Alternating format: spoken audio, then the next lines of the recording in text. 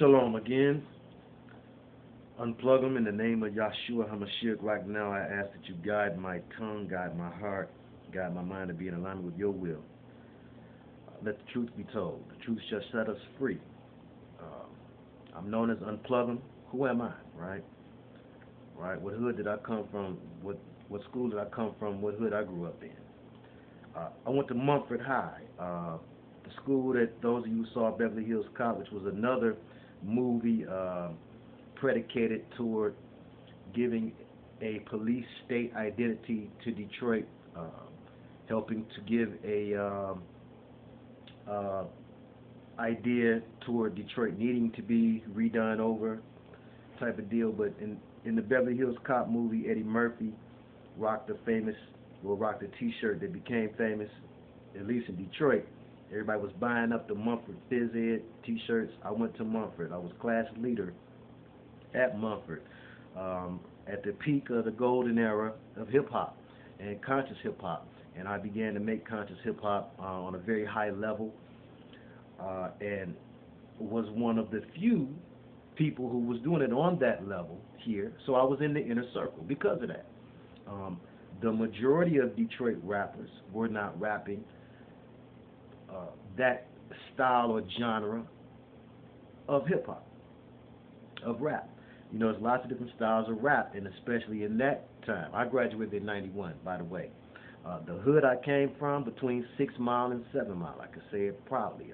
I was approached many a time walking home from school with the threat of getting checked in, unless I told whether I was a LA or a BK. That was a thing between 6 Mile and 7 Mile and 8 Mile and all that type of stuff when I was coming up. And ironically, my mother, when I would come home from school and tell her about it, while I was late or whatever, she would say, "Oh, they still doing that?"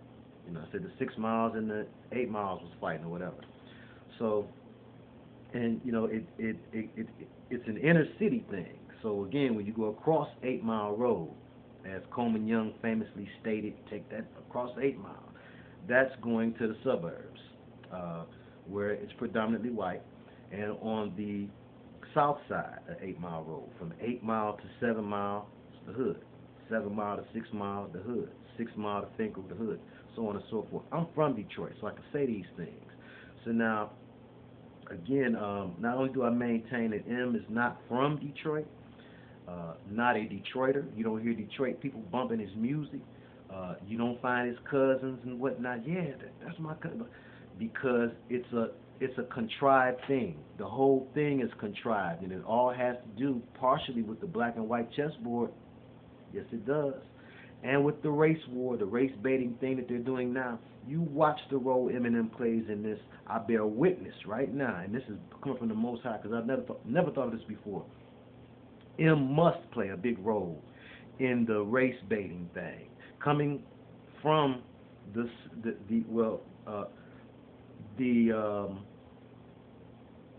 assumption that he comes from Detroit, that all of you have, is going to be played on in a major way to help stir up this race war pot that they're putting together, this race war stew, if you will.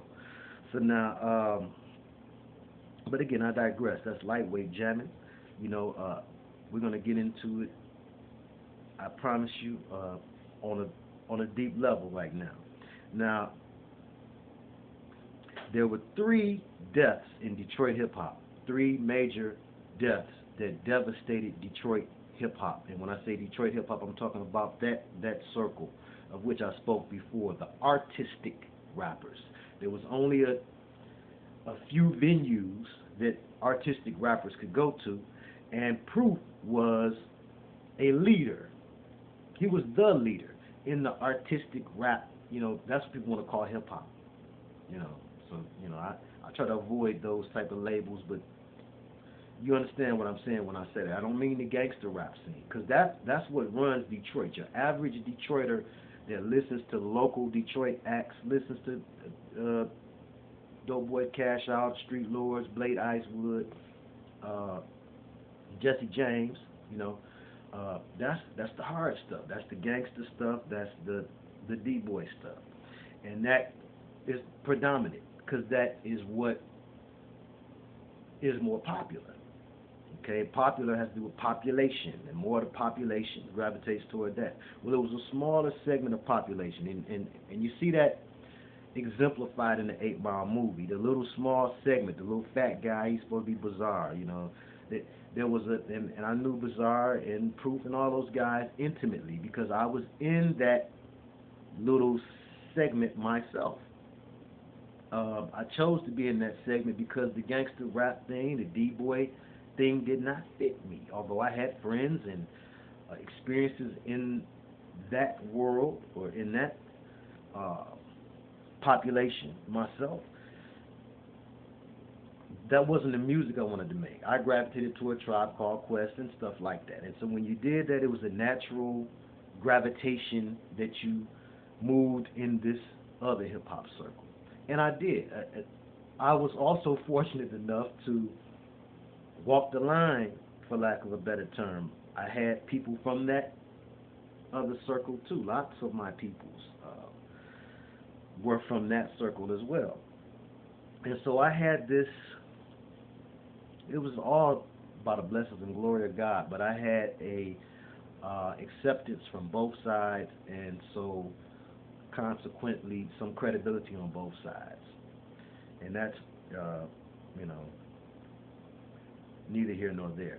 But I was able to move in both circles pretty well, and I was a big part of the movement at a time when we were starving for certain things here in the city. We were starving for certain levels of creativity to be reached and breached.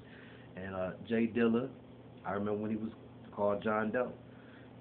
Excuse me. J Dilla, Proof, Baatin, these luminaries, they would be in these same spaces and places, these little places. It was a Chinese food place called Stanley's that people used to go to too around the same time. But I remember seeing M in the hip hop shop on 7 Mile. It was a guy that used to make hip hop clothes around the FUBU era, named Maurice Malone, and it's him who was behind the hip hop shop, which was where we congregated at, where everybody that was somebody in that world went to. Excuse me. I remember seeing Eminem there with his dirty brown hair and his dark brown eyes. When I say dirty brown hair, I'm just describing the color, texture. He's neither blonde or blue-eyed. My recollection, I don't remember him having no blue eyes, but I remember seeing him there, and I remember thinking to myself, who brought, I was younger and not as understanding as I am now that those who are prejudiced, be they black or white, have been used as pawns in the game. I didn't know that then. I used to wonder who brought this white boy in here, and it was told to me that Proof did. And I knew Proof was a conscious brother with big, huge locks, bigger than Mekhi Phifer's in the movie. Stupid Busta Rhymes type locks, and had been involved in the consciousness scene for a long time, and the hip hop scene, and had crossed those worlds. And so he and I had that in common, and it was a mutual respect and admiration based on that. I would come to the hip hop shop, and if he saw me there, he was going to hand me the mic, and he wanted to hear what I had to say, And also different phone conversations we would have, which would be middleman by our mutual friend, former DJ of Slum Village, DJ Dez. But Proof would always be the man at these settings, in these settings. He was the mayor of Detroit hip-hop, and especially of underground Detroit hip-hop, the non-D-boy rap. He was the man. Okay, so he walked him into this world. M could not possibly get into the D-boy world of things. That wasn't going to happen. White boy Rick was a fluke and had burnt certain bridges to where another white boy couldn't go down that lane again, but he could go down that other lane. And so they brought him down the other lane. They brought him down the underground hip-hop lane, and he had to have skills already to be, to be taught. But Proof taught Eminem. Better believe it. Proof showed Eminem certain nuances. Proof turned Eminem on to, well, you need to listen to this guy, you need to know this, blah, blah, blah. And at that time also, a big part of what made you a sweeter lyricist was that you have some knowledge of self.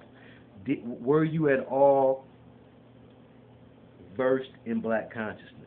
And that was part of taking your emceeing to the next level that M also would not have been able to access had Proof not shown him. And that was an issue I had, and I know some others had. As much as we loved and respected Proof and trusted in his leadership as a whole, as a whole, because when I say his leadership, I mean his leadership of the community, because I was never in a group or anything with him. But again, I was part of a small community, and instrumental in that community, as was he. But again, we didn't